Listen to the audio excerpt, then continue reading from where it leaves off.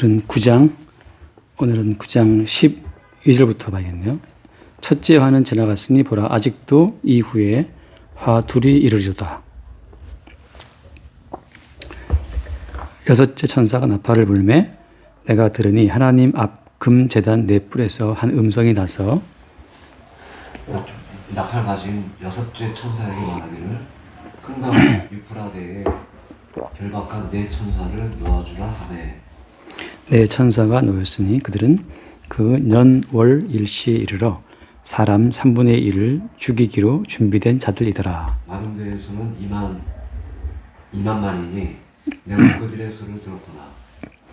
이 같은 환상 가운데 그 말들과 그 위에 탄 자들을 보니 불빛과 자줏빛과 유황빛 호심경이 있고 또 말들의 머리는 사자 머리 같고 그 입에서는 불과 연기와 유황이 나오더라. 이 세 재앙 곧 자기들의 입에서 나오는 불과 연기와 유황으로 말미암아 사람 3분의 1이 죽임을 당하니라. 이 말들의 힘은 입과 꼬리에 있으니 꼬리는 뱀 같고 또 꼬리에 머리가 있어 이것으로 해하더라. 이 재앙에 죽지 않고 남은 사람들은 손으로 행한 일을 회개하지 아니하고 오히려 여러 귀신과 또는 보거나 듣거나 다니거나 하지 못하는 그 문둥과 목 속의 우상에게 절하고 또 그 살인과 복술과 음행과 도둑질을 회개하지 아니하더라. 지금 이제 나팔 어떤 재앙이 심판이 나오고 있잖아요. 이제 일곱 나팔 이 심판은 어디에 속해 있는 거예요? 일곱째 인에 속해 있죠. 그래서 먼저 일곱째 인 심판이 있었고 일곱째 인을 떼었을 때 나팔 재앙이 쭉 나오잖아요. 또 이제 다음에 보겠지만 일곱째 나팔을 또 불면 대접 재앙이 또 쭉 따라 나와요. 그러니까는 일곱 인 재앙 속에 다 들어있는 거죠. 그러니까 이게 마치 우리 건강검진 가면은 우리가 엑스레이 찍고 그다음 또 못 찍어요. CT 찍고 그다음에 또 마지막에 MRI 찍는 것처럼 이제 이거는 점점 더 이렇게 명확하게 어떤 인간 세계를 하나님이 정밀하게 박살내시는 심판하시는 그런 과정으로 쭉 가고 있는 겁니다. 그리고 이제 우리가 이런 요한계시록에 나온 이 수없이한 어떤 상징적인 단어들 이런 사건들을 보면서 초점을 어디에 두고 이걸 봐야 되느냐 이게 굉장히 이제 요한계시록을 둘러싼 해석이 엄청 다양하게 나오는 이유는 뭐 때문이냐면은 이게 이제 인간 존재에다가 초점을 두고 계시록을 풀게 되면은 정말 다양한 해석이 나오게 돼요. 그래서 오늘 말씀처럼 근데 유브라데는 그 강을 말하잖아요. 유프라테스 강. 지금 그 시리아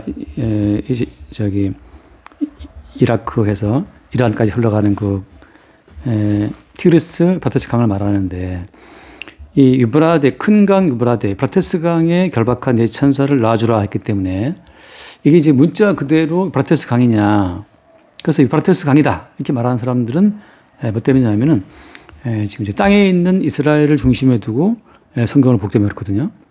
그러니까 땅에 있는 지역적 이스라엘을 초점에 두고 계시록을 풀게 되면 계시록은 자연스럽게 이스라엘 중심이 돼버려요. 근데 우리가 알다시피 어때요? 모든 성경이라고 하는 것은 육체적인 그 어떤 땅에 있는 이스라엘을 두고 하는 말이 아니고 모든 성경의 중심은 예수님이잖아요. 그래서 잠깐 읽고 넘어올게요. 여기 요한계시록 11장을 보면 요한계시록 11장 8절을 보면 8절을 그들의 시체가 큰 성 길에 있으리니 그 성은 영적으로 하면 소돔이라고도 하고 애굽이라고도 하니 곧 그들의 주께서 십자가에 못 박히신 곳이라 이렇게 되어 있잖아요. 그럼 그들의 주께서 십자가에 못 박히신 곳은 어디죠?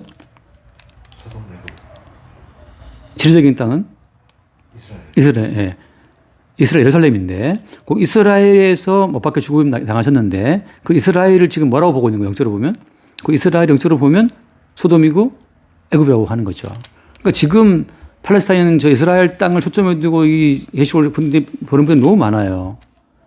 그래서 지금 지금 있는 그 땅에 이스라엘 땅을 중심에 두고 계시록을 풀다 보면 자꾸 계시록 이스라엘 중심으로 성경을 보는데 사실은 영적으로 보게 되면 지금 이스라엘은 무엇이다? 지금 이스라엘은 소돔이고 애굽이라고 하는 거죠.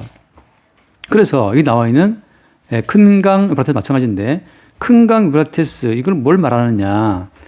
문자 그대로 지리적인 유브라테스 강을 말하는 것이냐. 그래서 이 지금 유브라테스 강에 천사가 놓여지고 그다음에 또 뭐가 돼 있습니까? 예를 들어서 15절 말씀에 천사가 놓여나가고 어떻게 해요? 특정한 연월 일시에 사람 3분의 1을 죽이려고 뭘 동원합니까? 그 다음 말씀 보면 마병대의 수는 2만만이다. 그래서 2만만은 2만 곱하기 만이기 때문에 2억이다. 그러니까 마병대 어떤 기병대를 2억이나 동원할 수 있는 나라가 어디 나라냐. 그러니까 뭐 중국이다. 그래서 중국이 유프라테스 강을 타고 온다. 이스라엘을 치러 뭐 이렇게 또 이제 보는 것도 많고 이게 이제 뒤에 또 나오는데 한번 읽어보고 넘어올게요. 그 대접지향에 보게 되면 예컨대 16장에 보면 16장 12절을 보면 자 똑같이 어때요? 여섯째 천사가 그 대접을 큰 강 유브라데에 쏟음에 강물이 말라서 동방에서 오는 왕들의 길이 예비됐다 하잖아요. 자 똑같이 지금 여섯 번째 나팔 지향할 때 뭐가 온 겁니까? 오늘 공부하고 내용. 여섯째 천사가 나팔을 불었을 때는 큰 강 유브라데에 결박한 네 천사를 놔주잖아요. 그래서 이제 2만만 마병대가 동원되잔단 말이죠. 똑같이 어떻게 여섯 번째 대접 천사가 대접을 큰 강 유브라데에 쏟으니까 어떻게 됐어요? 이제는 강물이 말라버렸죠. 말라버리고 뭐가 와요? 동방에서 오는 왕들의 길이 준비됐다 한단 말이죠. 그래서 이제 뭐 그게 나오지만 그 16절 말씀에 16절 말씀 그 방금 요한계시록 16장 16절에 보면 세용이 히브리어로 아마겟돈이라고 하는 곳으로 왕들을 모으더라. 이게 유명한 이제 그 전쟁인데 아마겟돈 전쟁. 이 아마겟돈 전쟁이 또 벌어진단 말이죠. 그 지금 똑같이 여섯 번째 천사가 나팔을 불었을 때는 큰강 유브라데에 2만만의 대군을 준비를 시키고 또 여섯 번째 천사가 또 대접을 엎으니까 어떻게 돼요? 그때는 또 유브라데 강이 말라가지고 동방에서는 왕들이 준비되는데 그래서 아마겟돈 전쟁이 벌어진다. 이렇게 해서 이런 모든 것들 자체를 다 이스라엘 초점을 두고 이걸 쭉 계시를 풀기 때문에 드리적인 이스라엘을 중심으로 요한계시를 풀기 때문에 또 뭘 보는 거예요? 이스라엘이 지금 어떤 상태냐를 늘 보는 거예요. 이스라엘이 전쟁하고 있다. 지금 이스라엘이 지금 나라 싸우고 있잖아요. 하마스랑 싸우고 헤즈볼라랑 싸우고 이란하고 싸우는데 그렇게 점차 중동의 전 모든 나라들이 이스라엘을 대적해가지고 싸울 때가 있다는 거죠. 심지어 뭐까지? 2억의 군대가 동원될 것이다. 그래서 뭐 중동 총 숫자를 다 따지니까 몇 명이고 뭐 이렇게 또 해석이 나오게 되고 또 동방에서 온다 그러니까 동방에 또 중국이 또 인구가 많으니까 오지 않냐 이렇게 큰 해석이 나온단 말이죠. 이미 알다시피 우리가 어떻게 했어요 지금? 모든 요한계시록은 시간 순서가 아니란 말이죠. 왜 그런 거예요? 계시의 세계에서는 이미 계시가 확정되어 있기 때문에 확정된 상태에서 모든 시대를 초월해서 그냥 확정된 그 뜻이 떨어지는 거기 때문에 이미 창세기 때부터 어때요? 창세기 때부터 유브라데에 결박한 천사의 활동이 이미 있었다는 사실을 우리가 볼 수 있어야 되는 거죠. 그럼 실제적으로 유브라데 천사가 뭐 놓여가지고 2만만이 언제 오느냐, 2억이 언제 오느냐 이렇게 똑같이 영적으로 하면 이스라엘이 소돔과 애굽인 것처럼 영적으로 하면 유브라데가 뭐냐를 봐야 되는 거예요. 유브라테스 강이라는 것은 영적으로 하면 뭘 말하는 거냐. 잠깐 얼른 볼게요. 창세기를 보면 창세기 2장에 보면은 에덴에서부터 나오는 강이 있는데 창세기 2장 자 9절을 제가 먼저 볼게요. 2장 9절 여호와 하나님이 그 땅에서 보기에 아름답고 먹기에 좋은 나무가 나게 하시니 동산 가운데에는 생명나무와 선악을 알게 한 나무도 있더라. 그다음 보세요. 강이 에덴에서 흘러나와 동산을 적시고 거기서부터 갈라져 네 그늘이 되었으니 자 에덴에서 나오는 강이 4개가 있는 겁니다. 4개로 나오는 거예요 지금. 첫 번째 이름은 비손이라 금이 있는 하율라 온 땅에 둘렀고 12절 그 땅에 금은 순금이요 그곳에는 베델리엄과 호마노도 있으며 자, 둘째 강의 이름은 기온이라 구스 온 땅에 둘렀고 셋째 강의 이름은 비테기리라 아스로 동쪽으로 흘렀으며 대체 강은 요프라. 에덴에서부터 발원된 그 강이 4개로 뻗어나가는데 그 네 번째 강이 무슨 강이에요? 넷째 강이 유브라데 강이란 말이죠. 다시 말하면 지금 이 큰 강 유브라데는 뭘 말하는 것이냐면은 에덴에서 발원되었다는 뜻. 그 말은 무슨 말이에요, 이제? 자, 하늘 전쟁에서 미갈과 싸움에서 패배했던 붉은 용이 어디로 왔어요? 땅으로 왔잖아요. 땅으로 와서 누구를 미혹했어요? 에덴 동산에 아담과 하와를 미혹했죠. 그러니까 하늘 전쟁에서 추방된 붉은 용의 군대가 처음으로 공격해서 무너뜨렸던 그 장소가 어디냐 하면 그것이 에덴 동산이고 그 에덴 동산을 중심으로 한 네 강을 근거지로 해서 추방된 붉은 용의 군대가 지금 활동하고 있다고 하는 거죠. 그 말은 무슨 말인가? 결국은 에덴으로부터 발원된 이 네 강을 붉은 용의 군대가 장악했기 때문에 사실은 어때요? 온 세계가 온 땅이 전부 다 지금 어디에 장악되어 있는 거예요? 붉은 용의 세력이 장악되어 있다는 것을 보여주고 있는 거죠.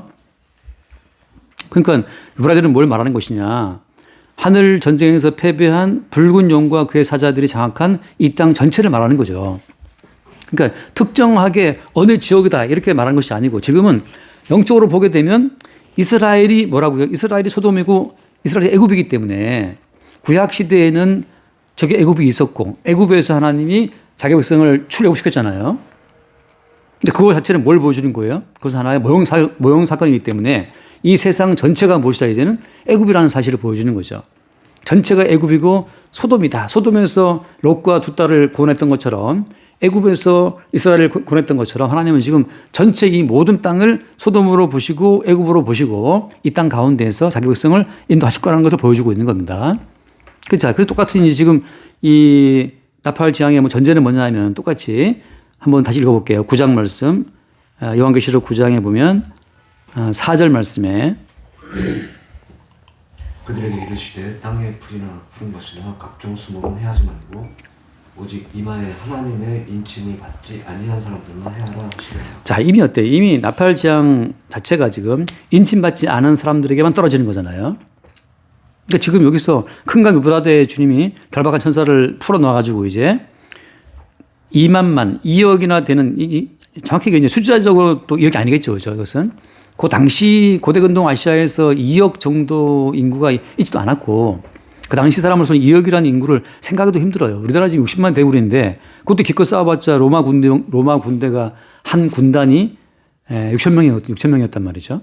그러니까 한 군단이 6천 명이었으니까 10개 군단 해봐야 6만 명밖에 안 되는 수준이기 때문에 2억이나 되는 이 큰 어떤 이 기병대 수를 생각할 수 없어요. 그 당시의 사람으로서는.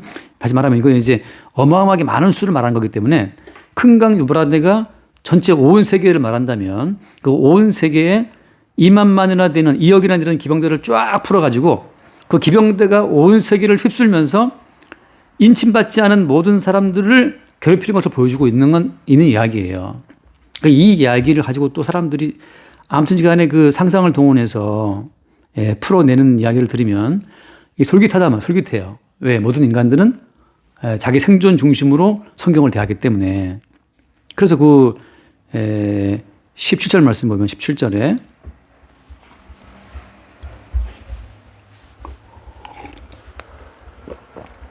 이 같은 환상 가운데 그 말들과 그의 탄자들을 보니, 그러니까 이제 기병대의 어떤 형상을 이제 묘사한 거잖아요. 불빛과 저녁빛과 유황빛 심경이 있고 또 말들의 머리는 사자 머리 같고 그 입에서는 불과 연기와 유황이 나오더라 했잖아요. 사실 이런 기병대는 역사 가운데는 없어요. 이거 이제 환상 가운데 영적으로 2억이나 되는 기병대가 온 세계를 휩쓸 때 어떻게 사람들의 마음 가운데 공포심을 불러일으키는지, 그러니까 인간들의 마음속에 올라오는 그 공포심 자체를 유발하고 있는 그 환상을 지금 말해주고 있는 건데, 여기 보면 그 18절 말씀 읽어볼게요. 18절. 이 새 재앙 곧 저희들의 입에서 나오는 불과 연기와 유황으로 말미암아 사람 3분의 1이 죽임을 당하니라. 네, 여기 보면 이 기병대의 그 말들의 머리가 사자 머리 같은데 그 말들의 머리 입에서 뭐가 나오냐면 불과 연기와 유황이 나오는데 그 불과 연기 유황으로 사람을 죽이는 거잖아요. 아직도 많은 분들이 또 이제 이 불과 연기와 유황을 가지고 이 불과 연기와 유황은 이건 핵전쟁이다, 핵무기다. 이건 뭐 전차 그 대포를 쏘는 것이다. 이거 탱크가 지금 K9에 가서 앞으로 막 불을 뿜고 그냥 포탄을 쏘고 하는 것이 아니냐. 화약을 만드는 가장 중요한 재료가 유황이니까.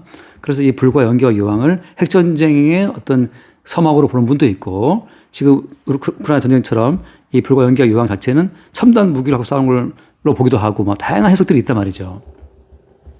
그 다스려 보면 또 그럴싸하단 말이죠. 그래서 이제 사람 3분의 1을 죽인다 그러는데 그래서 이런 전쟁이 지금 핵을 다 이제 갖고 있으니 나라가 갖고 있으니까 핵무기 전색 핵무기가 몇 개가 있고 핵탄두가 몇 개가 있기 때문에 뭐가 이제 이런 일이 벌어질 때 우리가 준비하자. 준비에 소용이 없어요. 주님이 준비한 심판 자체를 피할 수는 없다 한 것처럼 그래서 여기서 말하는 것은 이 불과 연기와 유황은 뭘 말하는 거겠어요?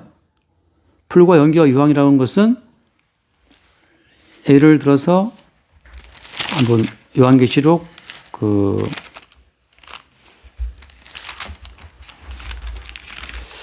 20장인가? 이건 20장 그 둘째 사망이 어디 나오죠? 그 20장인데 그 지옥을 묘사할 때 불과 유황의 못이라는 건 더 레이크 호수 불과 유황의 호수라는 14. 몇 절이죠? 14절. 14절이에요? 몇 장? 20장 14절? 아, 불과 유황이 있어야 돼요? 네. 둘째 사망 불못이다. 불못. 예, 불못. 14절. 예, 그밖에 없네. 이게 유황도 나올 텐데 어딘가 지금 못 찾겠네. 다시 말하면 이 불과 연기 유황이라고 하는 것은 이건 지옥에서 올라오는 것들을 말해주는 거예요. 그러니까 둘째 사망인 지옥에서 올라오고 있는 그 10절, 10절. 10절이에요? 20장 10절? 그러네. 예, 10절. 또 그들을 미혹하는 마귀가 불과 유황 못에 던져지니. 그러니까 불과 유황의 못. 불과 유황으로 가득한 연못이라는 뜻이잖아요. 거기에 던져지니 거기서 그 짐승과 선지자가 밤낮 괴로움 당한다는 것처럼 이건 마치 지난주에 아바돈과 아볼론이 무적행의 사자였잖아요. 무적행에서부터 아바돈과 아볼론이 보낸 황충의 군대가 세상을 휩쓰는 것처럼 똑같이 지금 불과 유황으로 타고 있는 그 불못으로부터 보냄받은 그 지옥의 힘이 이 땅을 지금 쓸고 있다는 걸 보여주고 있단 말이죠. 그게 지금 말하자면 이런 거죠. 핵탄두가 없으면 지금 인간이 행복합니까? 다시 말해서 그러면 지금 우크라이나 같은 전쟁이 없다. 하마스와 이스라엘 안 싸우고 있다. 그럼 대한민국은 지금 다 평안하냐 말이죠. 그러니까 핵무기가 없다 하더라도 인간은 이미 그 알지 못하는 어떤 그 인생의 고통과 괴로움 가운데 자기 뼈와 살을 지금 태우고 있어요. 걱정, 근심, 두려움으로 지금 몸부림치고 있죠. 어제 보니까 뭐 15세 먹은 중학교 2학년 남자아이가 제 엄마를 칼로 찔러 죽였더라고. 뭐 이유는 뭐 간단한, 이유는 별 것도 없어, 그냥. 근데 그런 것처럼 이게 지금 엄마가 믿고 자식이 뭐 믿고 서로 찌르고 죽이고 하는 이 모든 과정이 이미 지옥의 불과 연기와 유황이 이미 인간 세계를 덮고 있다는 뜻이에요. 그러니까 지난주 말씀처럼 이미 야곱이 베델에서 잠잘 때 하늘에서 내려온 천사들의 그 다닥다리를 보고 나서 하늘과 연결되어 있는 사람인 것처럼 이미 인심받지 못한 모든 사람들은 이미 무정령이 열린 상태이기 때문에 이미 불과 연기와 유황의 못으로부터 올라오는 지옥의 권세에 붙들려 있어요. 붙들려 있어서 돈이 많아도 괴로운 거예요. 트럼프와 하리스가 싸웠다. 트럼프가 이겼다. 이긴 사람 행복하냐? 그렇지 않은 거예요, 이게. 모든 인간 세계가 다 고통 가운데 있는 겁니다. 그래서 한 번 더 볼게요. 그 말씀을 보면 9장 19절 말씀, 19절의 말씀. 말들의 힘은 입과 꼬리에 있으니 꼬리는 뱀 같고 또 꼬리에 머리가 있어 이것을 해하더라. 여기 보면 이제 이 기병대 이 말들의 힘이 어디에 있냐 나오잖아요. 말들의 힘은 입과 꼬리에 있다 하잖아요. 자, 그러면 이 말들의 머리에서는 그죠? 말들의 머리 그 입에서는 불과 연기 유황이 나왔고 그다음에 또 어디에 힘이 있어요? 꼬리에 힘이 있어요. 근데 꼬리에 뭐가 있어요? 꼬리에 머리가 있고 그 머리로 사람들을 해한다 하잖아요.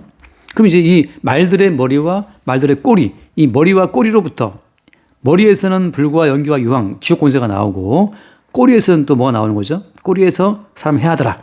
이 기병대 말의 머리와 꼬리에 대한 부분을 한번 잠깐 보고 넘어갈게요. 한 번 더 확인해 볼게요. 이사야서 9장 말씀 지난주에 봤는데 한 번 더 볼게요. 이사야서 9장. 이사야서 9장 6 전에 그 내가 머리는 뭐 어쩌고 되는 거 기억나죠? 지난주에 공부할 때. 꼬리. 네, 꼬리. 13절. 13절이었나? 예. 네. 네. 그래서 예컨대 이제 그 15절을 바라볼게요. 15절을 보면 그 머리는 장로와 존귀한 자요. 그 꼬리는 곧 거짓말을 가르치는 자다. 자, 다시 무슨 말인가 하면 머리라고 하는 것은 정치적인 지도자를 말하는 거예요.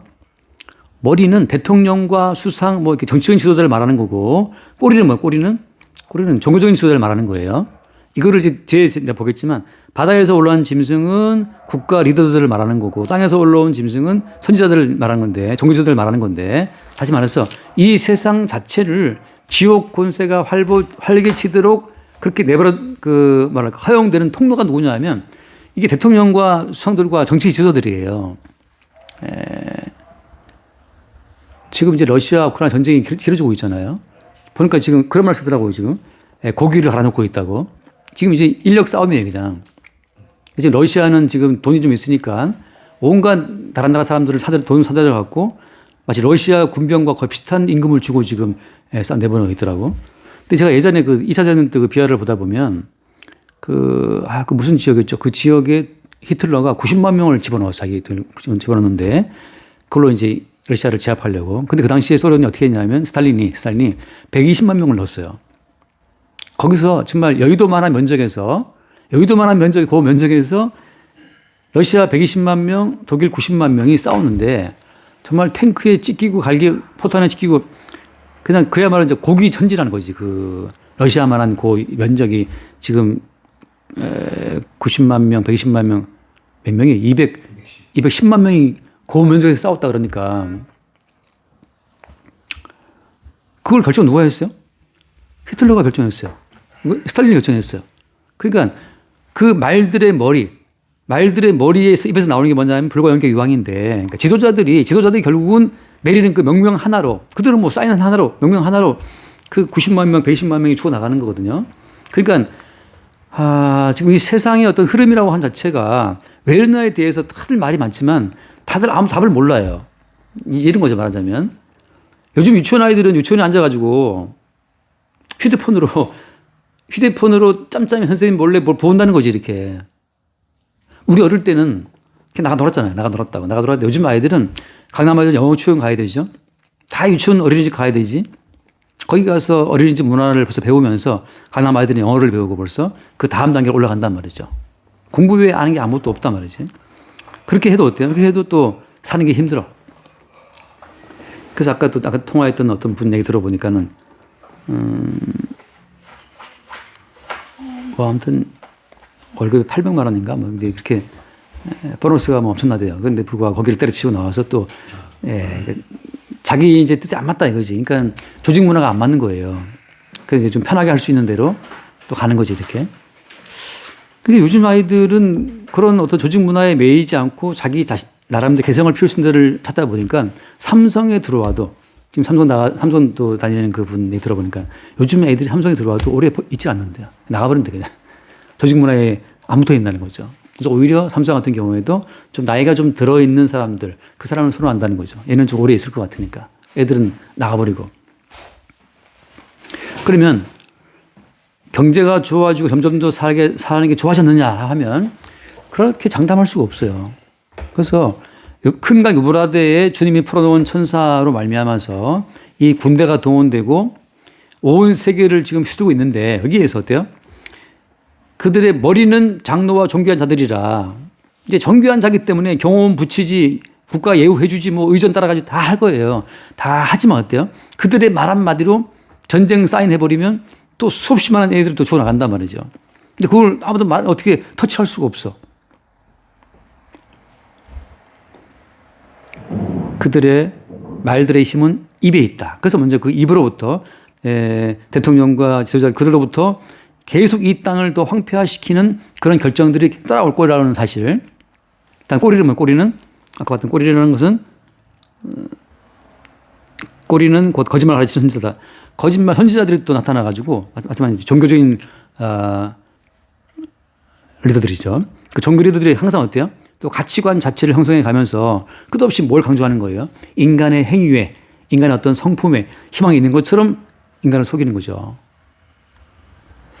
지금 우리나라 지난 10월 27일 날 광화문하고 뭐 시청 앞에서 뭐 100만 명 넘게 모였다 하잖아요. 저 기독교인들이 이제 예배했다 그러는데 놀랍게도 그 광화문 내거리에 그 차별금지법 반대한다는 교회 연합 예배에 대한 그 뉴스를 특이하게도 러시아 대사관에서 본국에다가 굉장히 큰 피식 보고를 했대요. 이유가 뭐냐? 사실 러시아는 남성 중심 사회고 러시아 정교회가 갖고 있어요. 그러니까 러시아 정교회도 기독교의 한 부분이란 말이죠. 그러니까 러시아 정교회도 기독교의 한 부분이기 때문에 동성애를 되게 싫어해요. 강하게 싫어하죠. 그래서 그 러시아는 지금 말하자면 미국 같은 경우에 민주당이 득세하면서 민주당이 동성애를 많이 퍼뜨리고 있어요, 지금. 그러니까 러시아 같은 경우는 저 미국의 나라는 앞으로 망한다는 거죠. 같은 기독교 국가라고 봤는데 점점 미국은 이제 동성애로 빠져갖고 망하고 있다. 심지어 얼마 전에 그 청문회장에서 민주당 보좌관 2명이 남자 2명이 또 관계했단 말이죠. 동성애를 했어요. 근데 그걸 찍혔어요, 이게 카메라에. 근데 거기가 뭐냐 하면은 대법관들 청문회 하는 장소예요. 아주 TV에 많이 보는 장소거든. 거기에서 동성애 게이 커플이 관계한 게 찍혔는데 그만큼 민주당 쪽이 많이 타락했다는 거예요. 그러니까 지금 트럼프가 지금 된 것도 엄밀히 말하면 조금 보수적인 기독교계가 트럼프를 지지하는 것도 있고 이쪽 민주당 쪽은 너무 말하자면 그 성소수자 쪽에 인권을 강조해서 많이 후원하는 데가 많이 있기 때문에 그것도 많이 영향이 있는 건데 그런 것처럼 러시아 같은 경우에도 나라라는 독재의 머리 많지만 기본적으로 러시아 정교회 그 수장이 이번 전쟁을 막 그 뭐랄까 뜻이라고 막 이렇게 축복했어요. 축복했는데 그걸 보고 또 우크라이나도 마찬가지로 우크라이나도 또 이제 같은 러시아 정교회 계통이기 때문에 또 반발하게 되고 그러니까 앞에서 지도자들이 결정을 하면 뒤에 선교사들이 또 그걸 또 인정해주고 후원해주고 하면서 한 덩어리를 움직이고 있는 거예요. 다시 말하면 이 말들의 입과 꼬리가 한번 붙어 있는 것처럼 정치 지도자들과 종교인들은 한 몸이에요. 사람들은 자꾸 종교에다가 의미를 두고 있지만 복음으로 보게 되면 어때요? 복음으로 보게 되면 하나님 보시기엔 다 죽어마땅한 죄들밖에 없어요. 그러니까 이미 붉은 용이 이 땅에 내려와서 에덴에 있는 인간을 미혹한 다음부터 이 땅 전체는 하나님의 심판을 얻어맞을 장소에 불과한 거죠. 자, 그러면 이제 여기서 오늘 또 하나의 포인트는 뭐냐 하면 그러면 이런 흐름 가운데에서 인간의 개별적인 어떤 인격성이라는 것이 있나요? 다시 말하면 개체로서의 인간이 존귀하거나 의미가 있습니까? 이게 이제 없는 거예요. 자, 이게 왜 중요하다 보냐 하면은 지금 요한계시록을 해석하는 많은 분들이 자기 구원에 초점을 두고 이거 푼단 말이죠. 자기 생존과 자기의 구원에 초점을 두고 요한계시록을 풀다 보니까 자, 언제 큰 강 유브라데에 천사들이 놓여가지고 2만만의 군대가 동원될 것이냐. 그래서 뭘 본다고요? 계속 이스라엘을 주시하고 있는 거예요. 이스라엘이 계시 중심이기 때문에 이스라엘을 치러 이런 2억 되는 군대가 올 것이다. 그때가 언제냐. 부터 해서 이게 보는 거예요. 다 초점 어디 있어요? 초점은 자기 생존과 자기 구원에 있는 거죠. 이 때를 미리 알아서 최후의 심판을 대비하자. 이렇게 나오는데 성경이라고 하는 것은 초점이 누구 중심이에요? 네, 예수님 중심이고 또 예수님이 누구시다? 예수님이 만유의 주님이다. 자, 그러면 예수께서 만유의 주라고 할 때는 예수님의 주 되심이라고 하는 것은 어떨 때 표출되는 거예요? 주 되심은? 인간의 죄. 네? 인간의 죄가 관여할 때? 네, 인간의 죄가 관영할 때 그때 주 되심의 어떤 표출이 성경에 쭉 나오는 흐름은 뭐냐 하면 이거예요. 아브라함을 축복하는 자에게는 복을 주고 아브라함을 저주하는 자는 저주한다는 말씀이잖아요. 그런 것처럼 축복과 저주의 심판자로서 기능을 할 때가 그게 주님 되심이 표출되는 때란 말이죠. 예수가 주라고 하는 것은 그 예수님이 구원할 자를 구원하시고 버릴 자를 버리신다고 하는 것. 그게 주님께서 주님 되심의 증거가 되는 거예요. 다시 말해서 구원 얻기 위해서 종말의 때가 언제인가를 막 탐색한다고 되는 것이 아니고 예수님이 만유의 주님이시기 때문에 예수님께서 인치시는 자는 살고 예수님이 치지 않는 자는 버림받고 그 두 개밖에 없어요. 자, 똑같죠 지금. 받지 않는 자는만 해야 한다 그러잖아요. 아까 앞에서. 그런 것처럼 하나님의 인침받지 못한 자들에게는 어디에 있다 하더라도 말의 머리에 해당되는 존귀한 자, 장로, 지도자, 대통령, 수장이라 하더라도 괴로움 당하는 거고 인침받지 못한 자가 선지자가 되었어. 목사가 되었어. 종교 리더가 되었어. 마찬가지죠. 말의 꼴이 해당되기 때문에 그것으로 사람들을 더 괴롭힐 뿐이에요. 더 너희들이 해야 된다. 너희들이 노력하면 구원받을 수 있다. 너희들이 바르게 살면 구원받을 수 있다. 아니에요. 인간의 모든 구원은 창세 이전에 아버지와 아들 사이에 확정된 그 명단만 있잖아요. 그죠? 그들만 구원되는 거지. 지금 이 꼬리에 속한 이 걸선자들은 뭘 말하는 거예요, 자꾸? 인간의 개별적인 행위에 초점을 두고 너희들이 이렇게 하면 구원될 수 있어. 이걸 초점에 두고 성경을 늘 푸다 보니까 교회에 나가서 말씀을 들으면 어때요? 모든 말씀의 결론이 이렇게 하라는 거지. 이렇게 하면 살고 안 하면 버림받는다는 거잖아요. 그러니까 요한계시록을 공부해야 되고 뭐 그러는데 이미 성경은 뭘 말하고 있는 것이냐.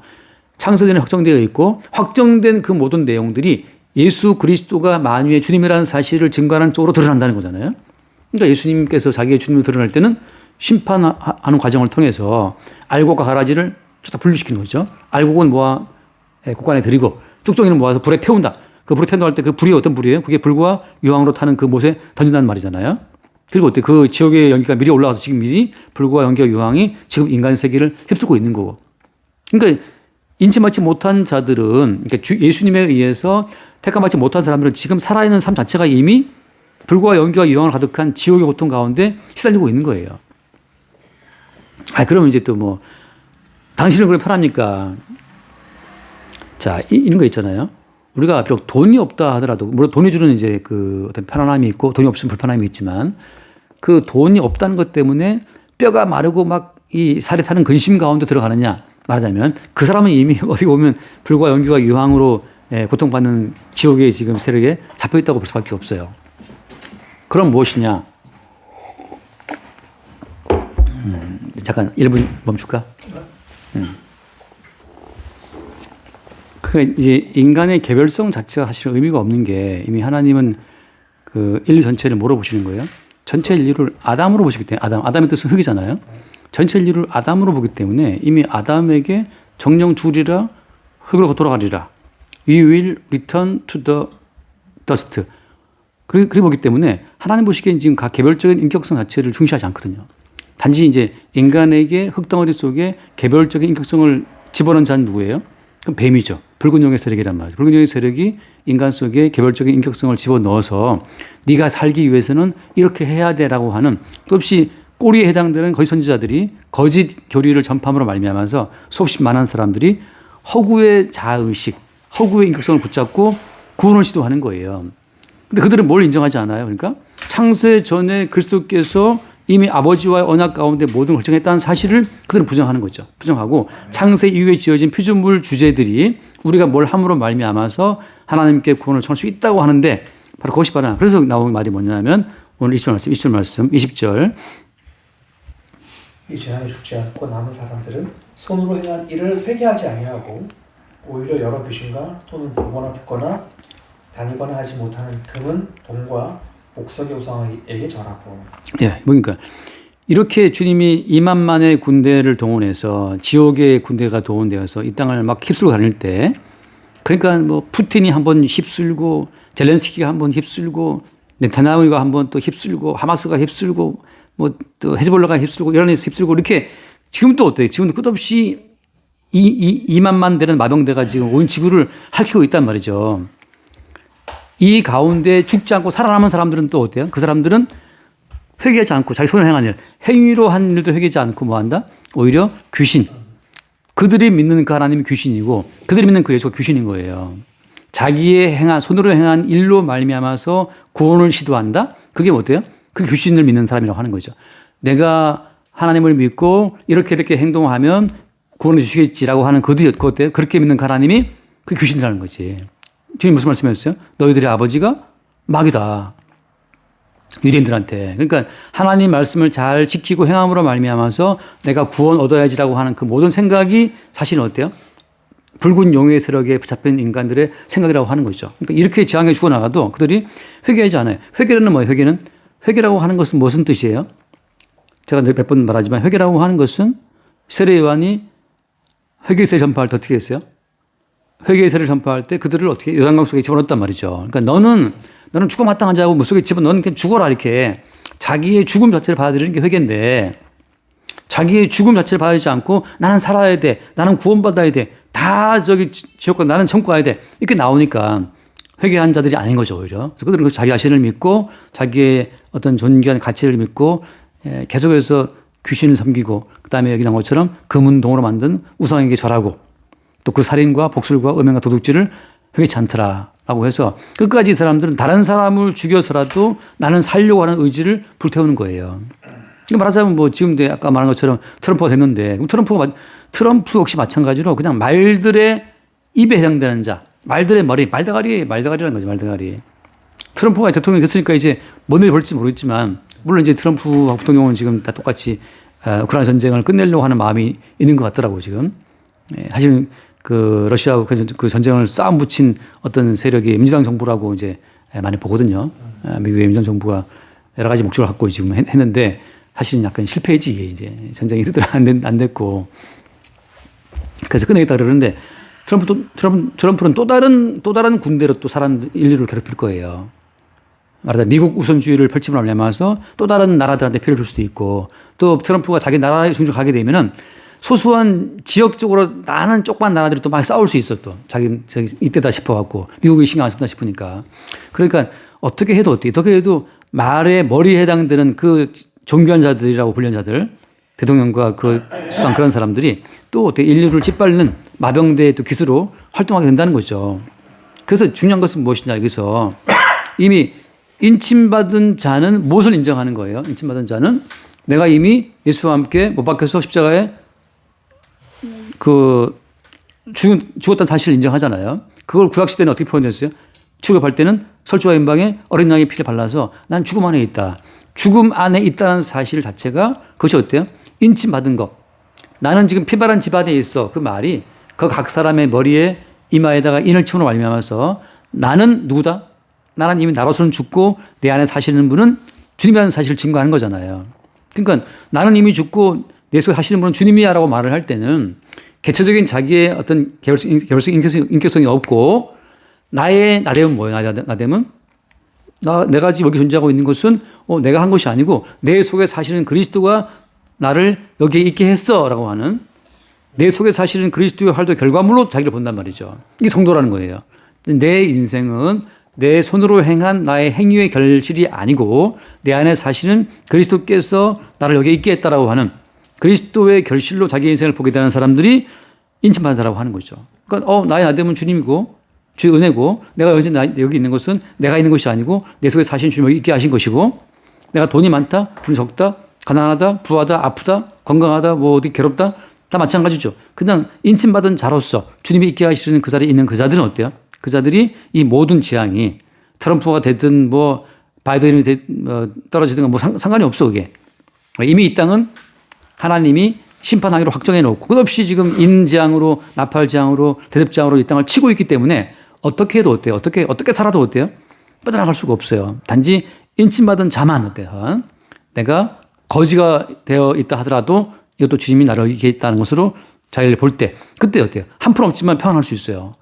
제가 살아본 경우로 봤을 때 진짜 모든 걸 잃고 시험불량자가 되고 주소까지도 다 말소가 되어서 도망자로 살아갈 때가 돌아보면 가장 어떻게 잔잔한 평안한 때였다는 게 좀 한편 신기해요. 물론 이제 그럼 지금 가겠느냐? 두렵죠. 가고 싶지 않지. 최대한 안 가고 싶지. 근데 어때요? 성도는 막상 거기 떨어지게 되면 가게 되면 또 그 속에서 어때요? 거기 있게 하신 주님을 인정하게 될 때, 인침받은 백성임을 내가 알게 될 때 그 속에서 또 평화가 있어요. 그러니까는 요셉이 팔려갔잖아요. 팔려가는 순간은 괴롭지. 근데 팔려가서 종살이 감옥을 할 때 그 팔려가 있을 때 나를 여기에 보내신 분이 형들이 아니고 누구였다?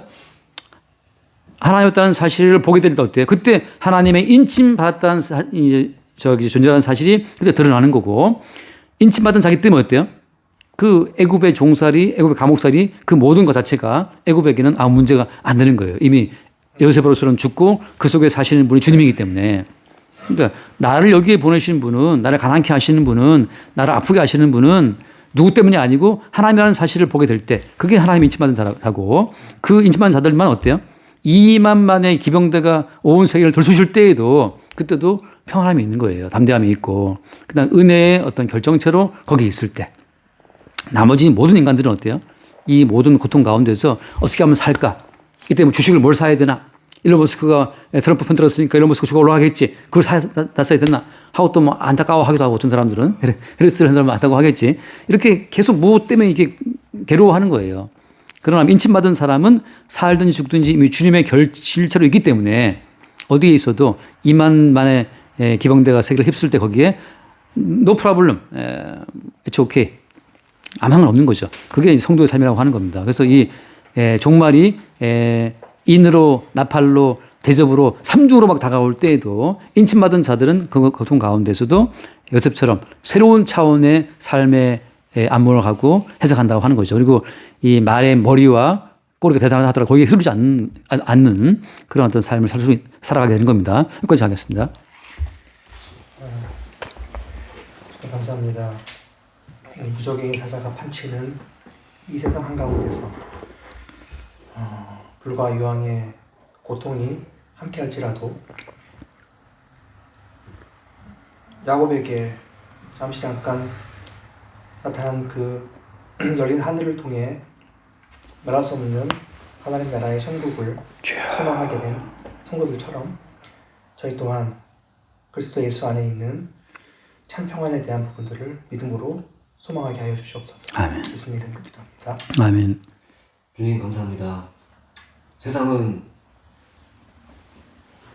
거짓 선지자 그리고 지도자들의 세상으로 말미암아 늘상 요설이 펼치고 권력의 안태가 심화되고 항상 어지러운 불구덩이 같은 세상이 항상 우리 앞에 놓여져 있습니다. 세상을 살면서 우리가 어떠한 환경에 처할지라도 그것은 주께서 인신받은 자에게 주신 그 은혜임을 늘상 말씀으로 그 뜻을 온전히 받아들이도록 하여 주시고 아멘. 우리 뜻이 그 세상에